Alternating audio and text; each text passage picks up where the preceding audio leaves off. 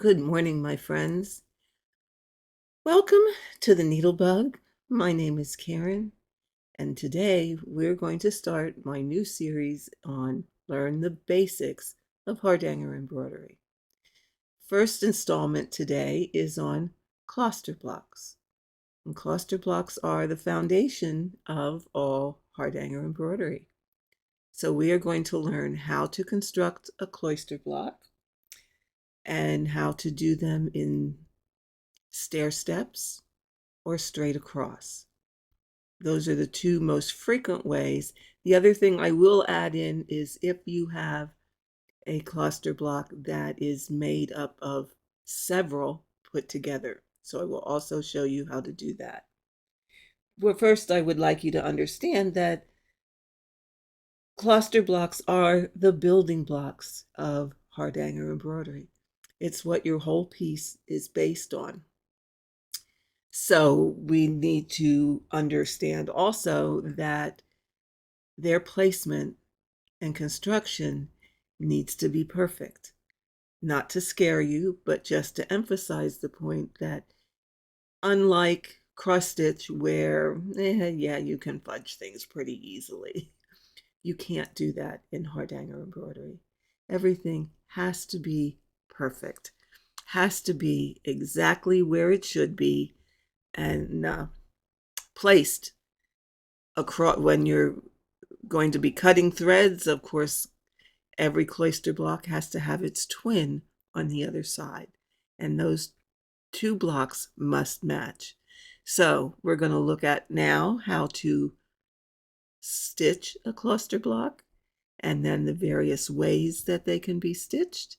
And yeah, let's get on with that. So first I'm going to show you how do we actually do the block. Now, you see I already have needle and thread in here because this is take number 3, but that's okay. We're going to just pull that out and start over. You're going to start by leaving an away thread. That's over here. Okay. Now, I leave that tail long enough so that I can rethread my needle with that tail and work that in when I get around to the beginning, or yeah, when I get around to the beginning, because I was taught that when you are ending your threads, you end them in the direction of the journey. And we'll talk a little bit more about that in another video.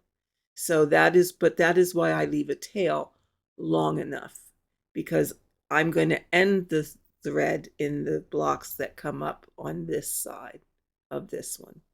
So to do a block, the basic construction of a cluster block is 5 satin stitches over 4 threads of fabric. Now today, to make it easier for you to see and understand, I'm using 22 count Hardanger fabric with size 8 pearl cotton. Normally you would use size 5, but I want you to be able to see.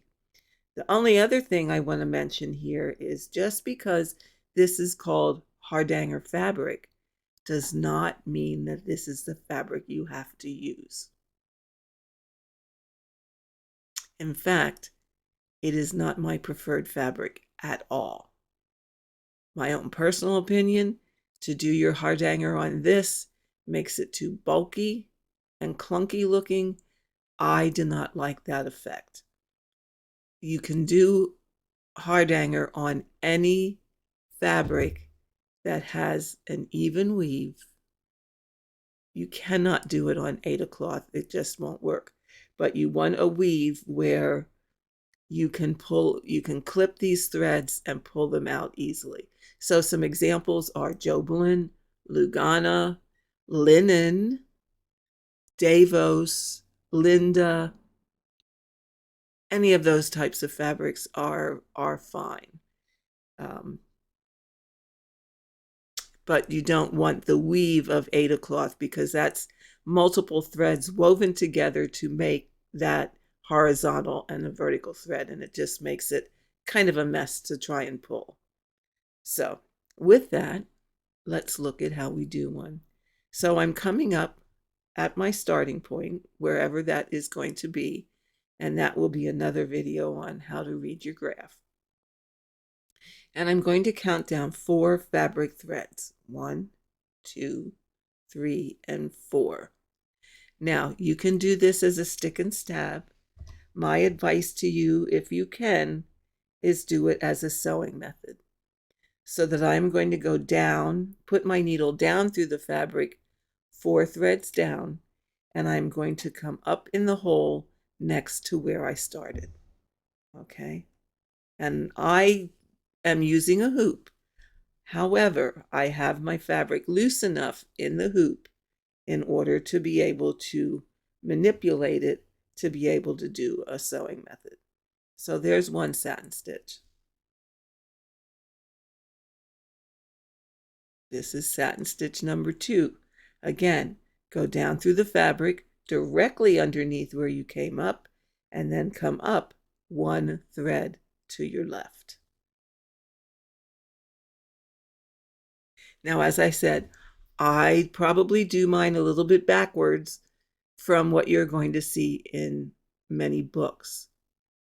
What you also see in many books is directions to work those blocks moving away from you.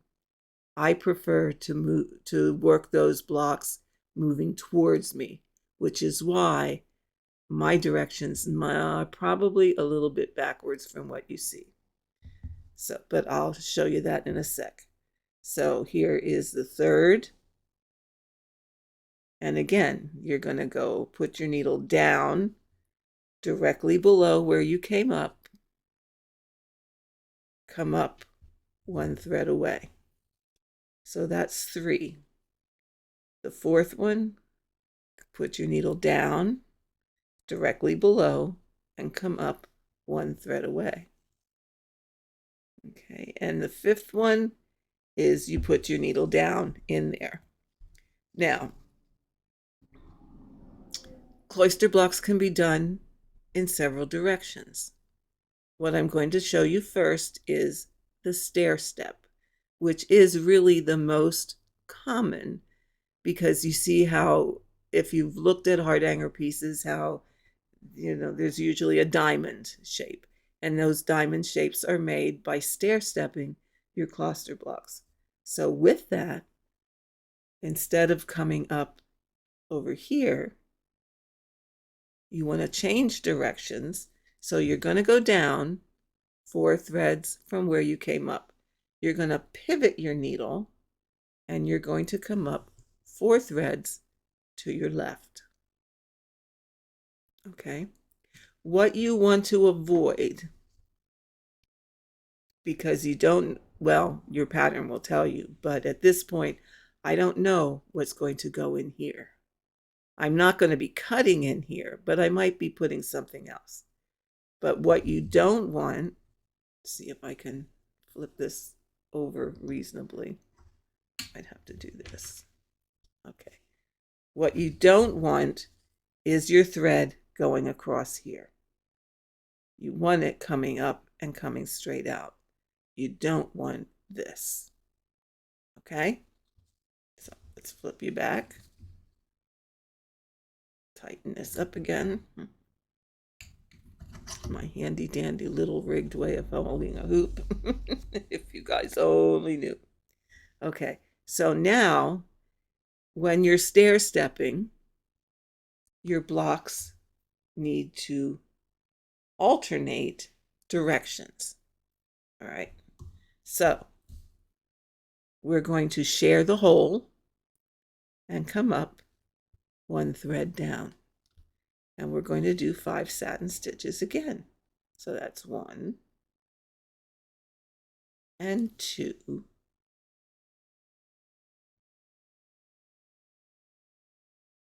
and 3 and 4 and 5. Okay, so do you see how they alternate? 1, 2. Now, when I came up here, if you took notice, I shared the hole. I shared the hole so that, again, we don't cross this way. Okay, because you don't want those long diagonals on the back of your work. So now I'm going to repeat this block. 1, 2, 3, 4.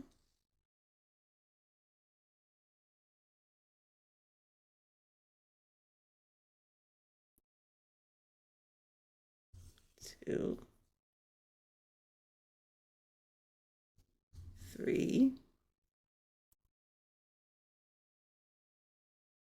4, and 5. Okay, now we're going to go horizontal. We want a horizontal block again. Okay, so that's, again, now you're going to share the hole.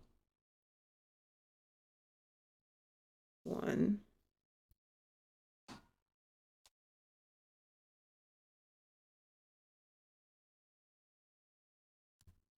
2, 3, 4. Now, let's pretend we're at the top of our diamond and we need to go this direction. How are we going to do that? Well, first thing first, I'm going to turn my work.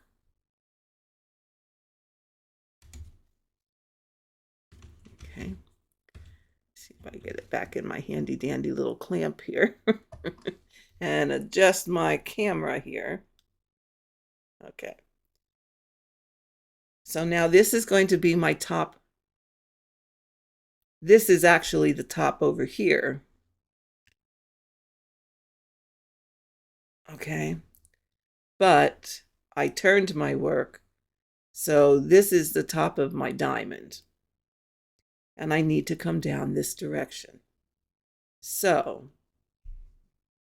to do as we did before, you would bring your needle down and you would come up over here and share the hole. But now we're changing the direction of our stairs. So we're going to come over here, and now we can go down this way. Okay, so I'm just going to do, and it's always the same, 5 satin stitches over 4 threads of fabric. Now, let me say this. The reason I prefer to do the sewing method, to sew this rather than stick and stab, is because 1, 2, 3, 4, this is 5, and we're going to share the hole.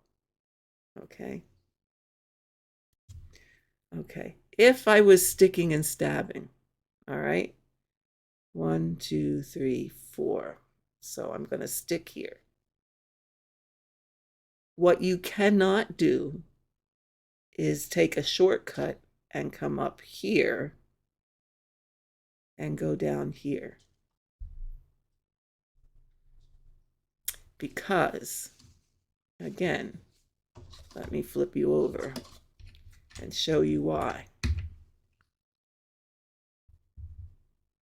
Okay, find the camera, find the camera.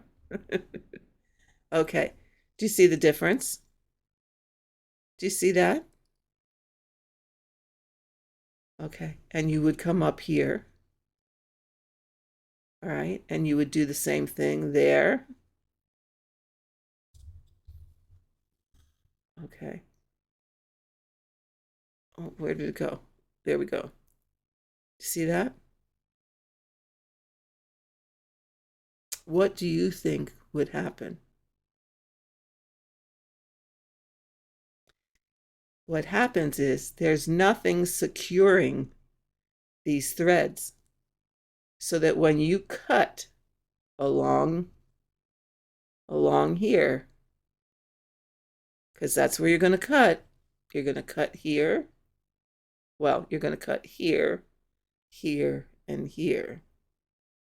Here, here, and here. Which means you're not going to cut here, but you're going to cut here, here. So what would happen? There's nothing to hold this stitch in place. This is going to fall apart. So that, my friends, is the reason that you cannot. Okay, I'm just going to hold the phone here. Put this back.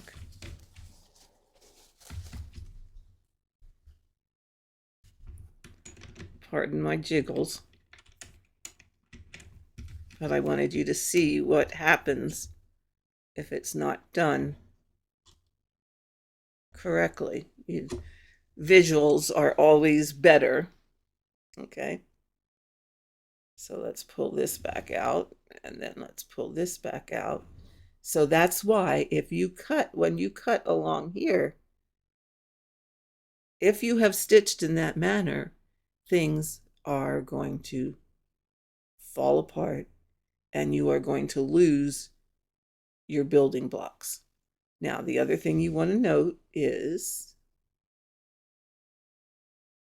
I have a wee mistake. Do you see what it is? And by rights, I should go back and fix that. Okay. Do you see how that doesn't match up exactly? Because I inadvertently went between these two. Do you see it?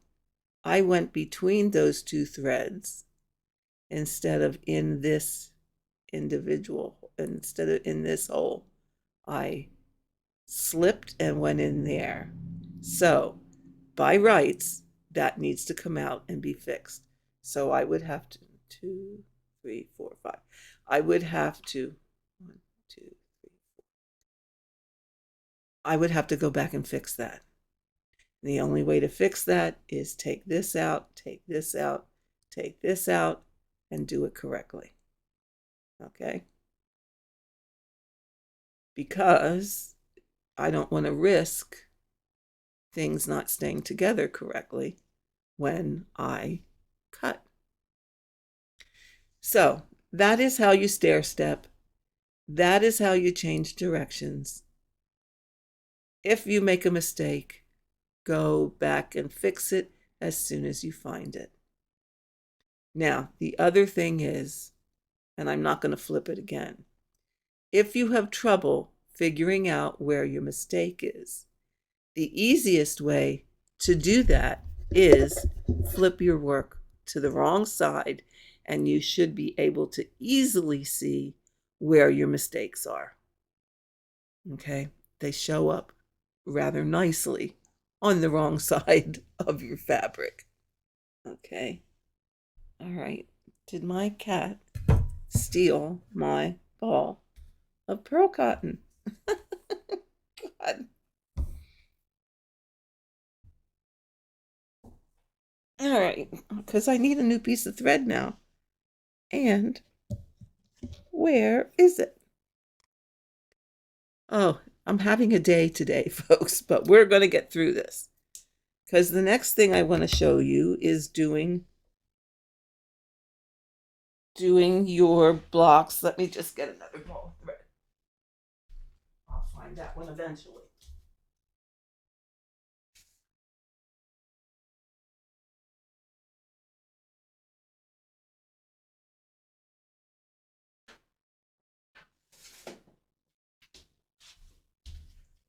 Okay, sorry about that. Let's make it look Christmassy. We have a burgundy here. I don't know where that ball went. Oh, some days, some days. Okay, so let's put another strand of floss or pearl cotton in.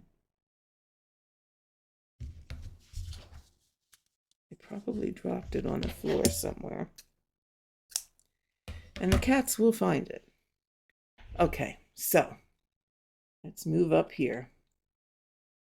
If your pattern calls for a line, okay, so you're going down, say, the edge or the sides of your piece.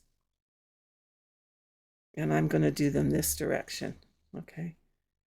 All right, so again, I'm going to do the away, out of my way, the away thread. And I'm going to come up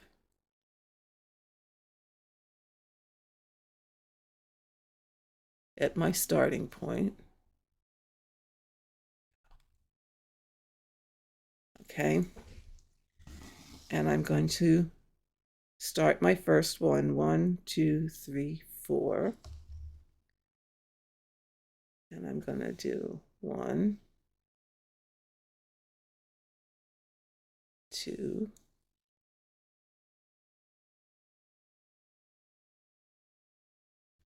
3, 4, 5. Now, I want to do them in a straight line down the side. So, what do you think? What should I do? I'm going to skip 4 threads. 1, 2, 3, 4, and I'm going to come up here. Being careful not to split. This is why I don't like Hardanger fabric. I don't like that double thread business. Okay. Okay. So there we have one block. We skip 4 threads. 1, 2, 3, 4. And we're going to have do 5 satin stitches again.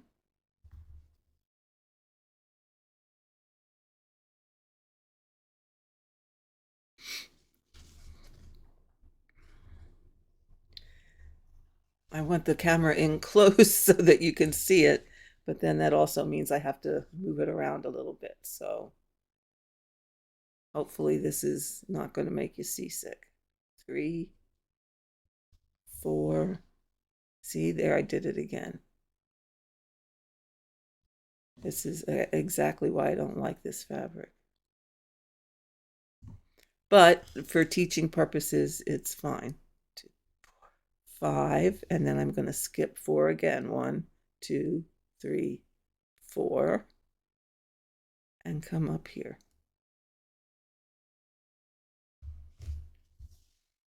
And you would just continue down your side in that manner and work down the whole side or whatever it is that's calling for a straight line of blocks. Okay? So that would be that one. Now, the other one I want to show you is, suppose you have a long space, a long section of a Kloster block. So maybe it is the equivalent of these 2 blocks butted together, side by side, right, without the 4 threads in between. Okay, so that needs to cover 8 fabric threads.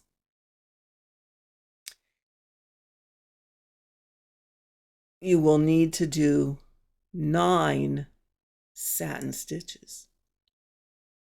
Okay, so we're going to do 1, 2, 3, 4,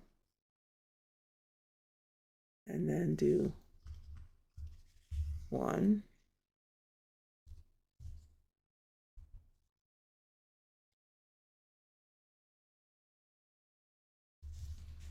2,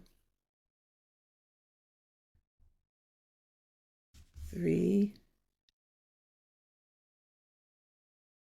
4. Okay, here's 5.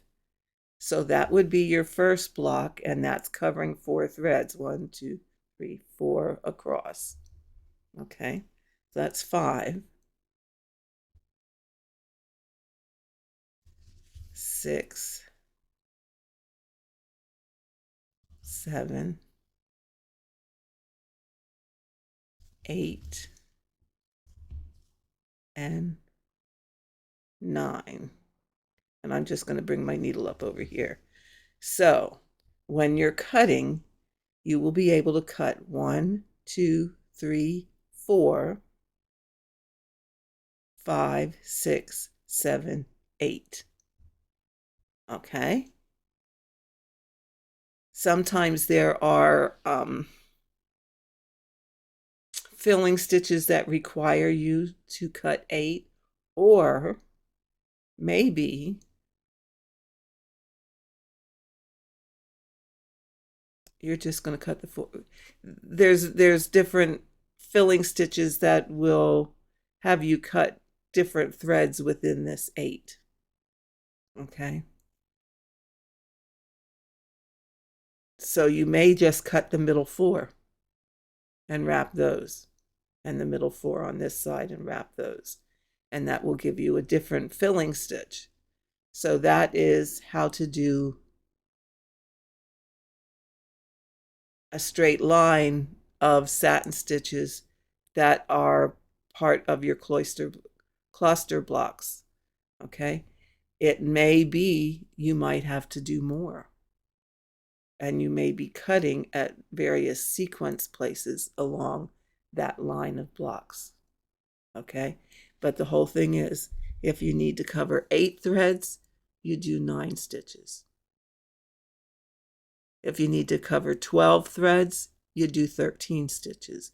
It's always one more than the amount of threads that you need within that section of block, because it needs to have an end one to hold things together. So that is our section on Kloster blocks. If you have questions, absolutely leave me a message in the comments or put a comment in below, and I will try the best I can to answer your questions. So just to review, we have done Kloster blocks in a stair-step fashion. We've done them in a straight line, and we've done them when you're putting multiple blocks together. With that, that should give you the basics of the foundation of blocks, and you should be able to start a piece from this.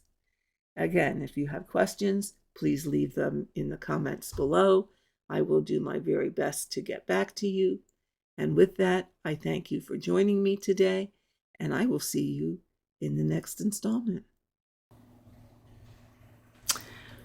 Okay, I just want to give you a little bit added on to this Kloster block video of how to start and end your threads, which is really very important when you're doing Hardanger embroidery.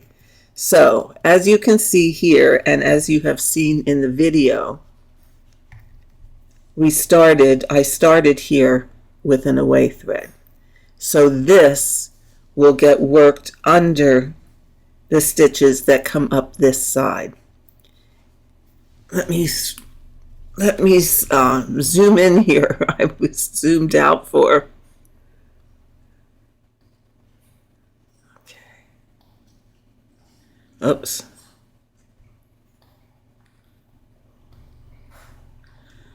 There we go. There we go. Okay. Zooming in. Alrighty. We started this set of Kloster blocks with an away thread. This will get worked in when these stitches come around. Okay. I was taught to always end my threads in the direction of my journey. Okay. So this thread here will end under these blocks that are to come this way and then this way. All right. I'm going to just use a piece of thread and pretend I'm adding a new one. So I want a new thread that I'm going to start using here. All right. So I'm going to go on the back. All right. So we want to go in the direction of our journey. So the direction of my journey is, I've already completed these. I'm going to continue this way. So I'm going to go under a block with my new thread. I'm going to go under the next block with my new thread. I'm going to go on top of that first satin stitch and come back at myself. I'm going to go on top at this end and go back in the direction of my journey.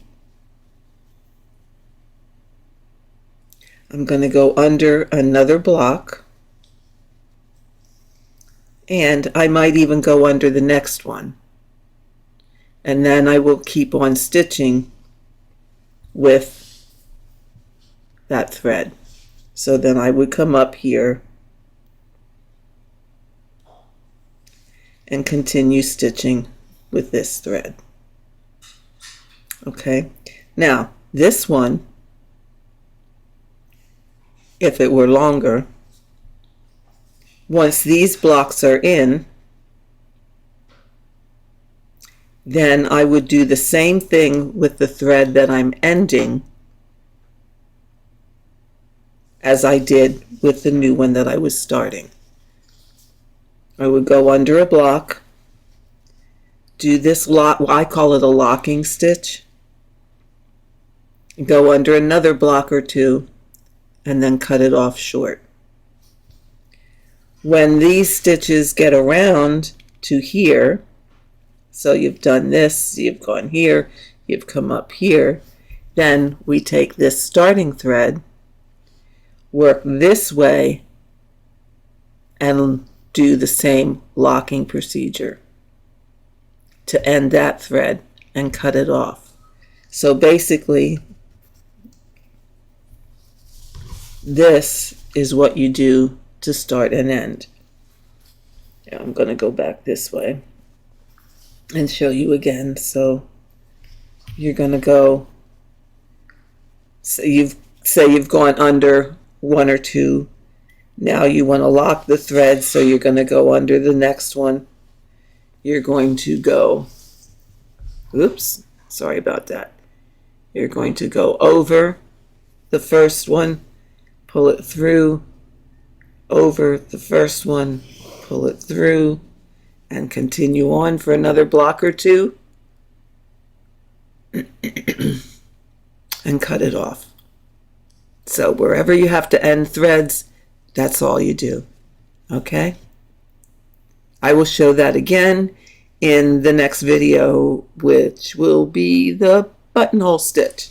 Okay, thanks for watching, and I will see you in the video for the buttonhole.